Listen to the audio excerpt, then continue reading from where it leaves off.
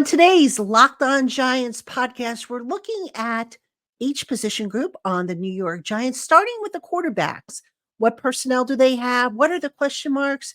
And more importantly, who are some of the draft prospects on day one, day two, and day three that can potentially fill the need? That's coming your way next on the Locked On Giants podcast.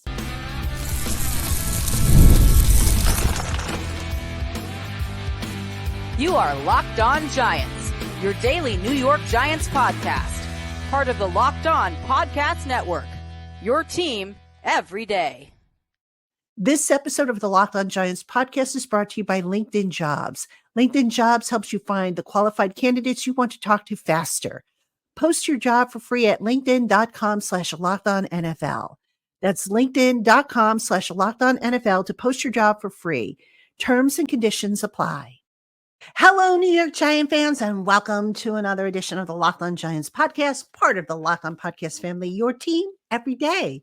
My name is Patricia Traina, credential member of the New York Giants media for Locked On, as well as for Giants Country over on the Fan Nation Network, part of SI.com. And a special welcome on in to my everydayers, my Blue Crew community members, my newcomers, and everybody in between. You're all appreciated and loved by yours truly. Thank you for spending part of your day with us here on the Locked On Giants podcast. And if you're watching us here on YouTube, folks, please, the Dallas Cowboys podcast, the Locked On Cowboys podcast, they're kicking my butt in terms of follows. So please subscribe to the channel. Please click the little bell so that you're notified every time I post a new video. And if you wouldn't mind, like the video. It all helps. We can't have the Cowboys beating us here on the podcast circuit. Now, can we? Come on. So anyway, thank you again. Welcome on in. On today's show, we're going to kick off a series in which I look at each position unit on the Giants. We're going to take a look at the personnel and kind of review where they're at, how things kind of got to where they're at. And then we're going to take a look at prospects that might be a fit and solve some of the problems that might exist at that particular position. And I'm not just going to give you first round picks or obvious picks. I'm going to give you day one, day two, and day three. And I'm going to talk a little bit about those prospective picks. So that is our agenda. We're going to start off with quarterback today. So welcome on in. Let's get started. All right. Let's start obviously with a review of the personnel that the Giants have at quarterback. We know that there's Daniel Jones. Backup is Drew Lock and Tommy DeVito. All right. We know the situation with Daniel Jones and the injury history. He's recovering from the ACL tear, also has had 2 neck injuries in 3 years. The second injury of which he revealed on Monday was basically your standard stinger that seems to be common in the NFL. So Jones did clarify that, but still a neck injury is a neck injury. All right. Drew Lock signed to be the backup. Lock has a very good skill set, and the Giants basically wanted somebody who can go in and start and win some games if Jones wasn't able to do that. So, I don't hate that move with Lock. Lock obviously has to learn the system, but he has a good skill set that I think fits for what the Giants want to do. DeVito, let's talk a little bit about him. DeVito mania last year when he came in, won 3 games in a row. It kept the Giants' playoff hopes alive, however slim they were. But look, the bottom line with DeVito last year is that I don't think the team ever intended for him to be on the field. I think they intended for him to be on the practice squad, develop, and then maybe get to a point this coming year, where perhaps he might be ready to rock and roll and compete for time. Now, if you were to look at the roster right now and say, okay, if let's say the Giants don't do anything at quarterback, what does that mean for the team moving forward? The depth chart is pretty much set. It's going to be Jones when it's healthy, Lock, who has, by the way, a bunch of incentives in his contract, very similar to what Tyrod Taylor had. And then you've got DeVito. And if the Giants were just to go with those 3, DeVito might not even make the roster. He might end up on the practice squad. So, that's unfortunate, but kind of where things are at. So that being said, let's get into the big questions about the quarterback position. And I think they all revolve around Daniel Jones. We mentioned the health issue, the neck issues, two neck injuries in 3 years. That's got to be a concern. The ACL, even though he's on target or ahead of schedule in his recovery, it does take some time to fully recover from an ACL tear.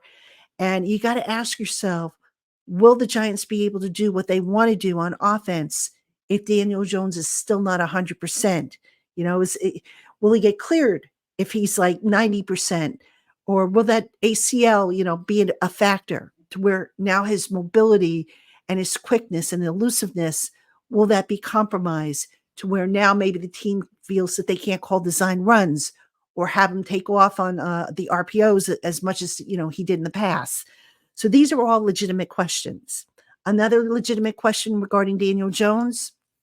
Look, the guy has had 5 years now? He's going into year 6 or whatever it is.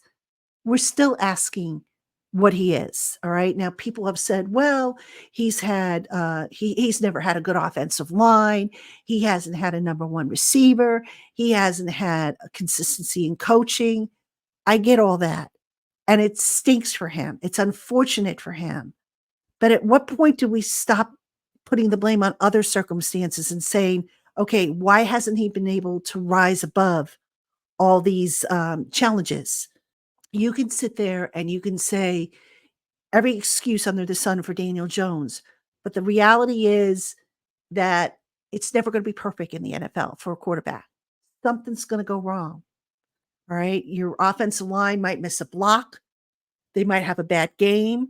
Your receivers might have a case of the dropsies. Something's going to go wrong. And the good quarterbacks generally find a way to work around that. And with Daniel Jones, I think at this point, we kind of know what he is and what he isn't. All right. He's still having trouble processing post snap. His deep pass attempts, I went and looked this up on Pro Football Focus. Now, I guess we could throw out last year because, he obviously only played in 6 games and didn't have a lot of deep pass attempts. I think he had 11. But in 2022, his healthy year and his best year since his rookie season, he had a 38.5% completion rate on passes over 20 yards. And this was based on quarterbacks who attempted at least 20 deep passes of 20 or more yards. So that's really not a good statistic. All right. And we kind of saw last year how when Daniel Jones did have time to throw and did have an open receiver, he was reluctant to throw the ball. It was almost as though he wasn't trusting what he was seeing. And, I will maintain that he regressed. I don't know why. I figured in year 2, the offense would be more explosive, maybe better, hum a little bit better. But under his guidance, it wasn't, and what you saw was basically a game manager at that point. So a lot of disappointment.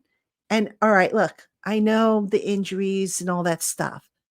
People are going to say, well, he didn't have Saquon. Well, guess what? He doesn't have Saquon this year. So what's going to be the excuse? The offensive line, we don't know what the offensive line is going to be. I think the offensive line is going to be better. So again, what's going to be the excuse? So that all being said, Daniel Jones, look, hard worker, good guy. I have nothing personal against him. I just think it's time for them to make a clean break and get a fresh start. I think it would benefit both parties.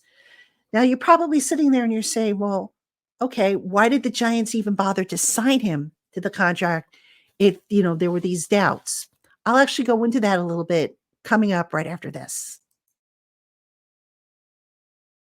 Hey, Giant fans, when you're hiring for your small business, you want to find quality professionals that are right for the role. That's why you have to check out LinkedIn Jobs. LinkedIn Jobs has the tools to help you find the right professionals for your team faster and for free. LinkedIn isn't just a job board. They help you hire professionals you can't find anywhere else, even those who aren't actively searching for a new job, but might be open to the perfect role. 86% of small businesses get a qualified candidate within 24 hours when they use LinkedIn. And did you know that LinkedIn is constantly finding ways to make the process easier? They've just launched a feature that helps you write job descriptions, making the process even easier and quicker. Find out why 2.5 million small businesses use LinkedIn for hiring by posting your job for free at linkedin.com/lockedonnfl. That's linkedin.com/lockedonnfl to post your job for free. Terms and conditions apply. All right, everybody, welcome back to the Locked On Giants podcast. I'm your host, Patricia Traina. And coming up on the Locked On Giants podcast, again, we're going to do one position group a day. However, tomorrow, Thursday, Joe Schoen is going to do his draft preview press conference. So I am going to do a show devoted to that. But don't worry, we're going to make sure we finish up the series before next week's draft. So even if I've got to drop shows over the weekend to make sure that you get them, you will get them, I promise you. So that's coming up, and it's going to be a busy week coming up. I mean, the draft is almost here, and I don't know about you, but I am so ready for it because I'm all mock draft out. I'm all, the rumors, the speculation. It's like, enough. Let's just get to the draft. Give me the names of the picks and let me analyze them and let me see them at the OTAs and whatnot. So that's kind of where we're at. But anyway, let's get back to our breakdown of the quarterback spot. Now, a lot of people are like, how did the Giants get into this mess to begin with? Now, I think I have a theory here. Okay. Obviously, when Joe Schoen and Brian Dable were hired, they inherited, Daniel Jones, and they wanted to give him a fair shake. And if you recall, they declined to exercise, his option year in his rookie season. And I didn't blame him at the time because, look, they didn't really know him intimately, despite the fact they had done some work on him up, when they were with Buffalo. They didn't know how he would respond to the system they were implementing. They didn't know if the injury bug would become a factor. So these were all question marks to where, Shane didn't want to tie up big money in Jones. And also, looking ahead at the salary cap, general managers never operate on a year-to-year basis. What they do is they look 2-3 years down the line when they plan. So that was a factor. So what happens? 2022, Daniel Jones comes out, he balls out, gets him to the playoffs, posts his first winning record as a starter, stays healthy. And now guess what? The Giants are drafting so low in the draft order that they would have to basically give up the farm if they had wanted to move up. And, with the resources that they needed, they just weren't in a position. So they said to themselves, okay, you know what?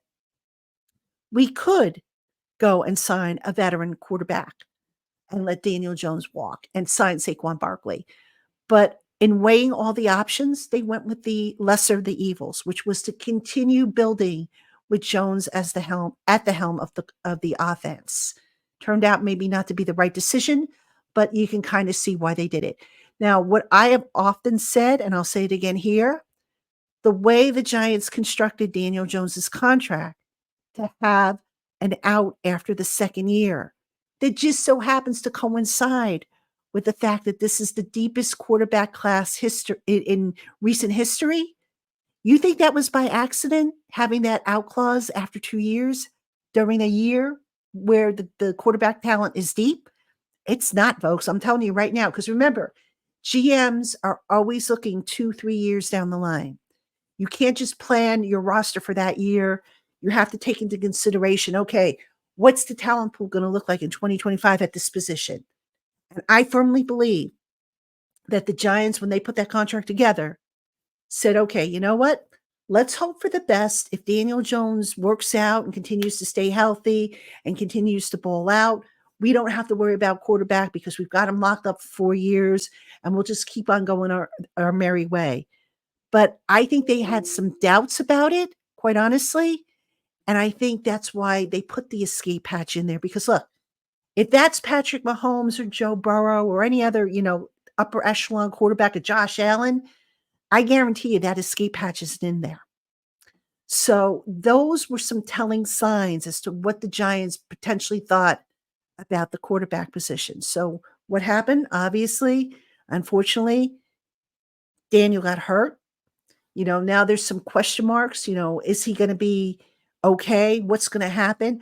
Well, what's going to happen, folks, is once he is healthy, he will be the starter. All right. I firmly believe that. And it makes sense because if the Giants do draft a quarterback, that kid's going to sit. I mean, I still say, and obviously I'll go into it a little more detail. I still don't think the Giants are going to draft a quarterback in the first round. I know that there have been reports that they have inquired about trading up, because they might have their eye on a Drake May or a Jaden Daniels. I don't think the Giants are going to trade up. I think the cost is going to be a little bit too much. So I'd be really surprised if the Giants, who have 6 draft picks, give up, some of those picks to move up and also dip into next year's allotment. I just don't think that makes sense. I have said it makes more sense to trade back into the bottom of the first round, which is what I could see them doing potentially. But, if they stay at 6, I still say it's going to be a receiver. You get a number one receiver who can help whoever your quarterback is and get that offense, help that offense get to the next level that they want to take it to, which is to be more explosive, something the Giants just weren't last year.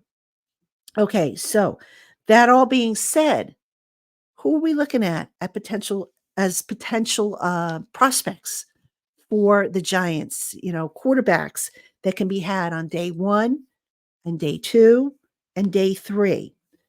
So I'm going to tell you that in the next segment. But before I do, here's the other thing to keep in mind about the quarterback situation, and that's Drew Lock. All right. I mentioned that Drew Lock has a pretty good skill set, that I think he can deliver what the Giants need him to do and will do so if he is called upon. I think you're going to see Drew Lock you're going to see him play at points this year. Certainly, I don't expect to see Daniel Jones in the preseason. I think it would be foolish for them to play him in the preseason. So all those factors, and Daniel himself even said during his media call on Monday that there could be a possibility that maybe for the first month or two, it's shaking off the rust. So all that's got to be a concern. And when you take into consideration that the upcoming season is a big one for Brian Daboll, to where he might even end up calling the plays, which would not surprise me, by the way. But the Giants have got to get the ship back or the train back on the tracks. And I just feel like, the Giants aren't going to mess around here. It's like, okay, if Daniel starts, is he going to be limited?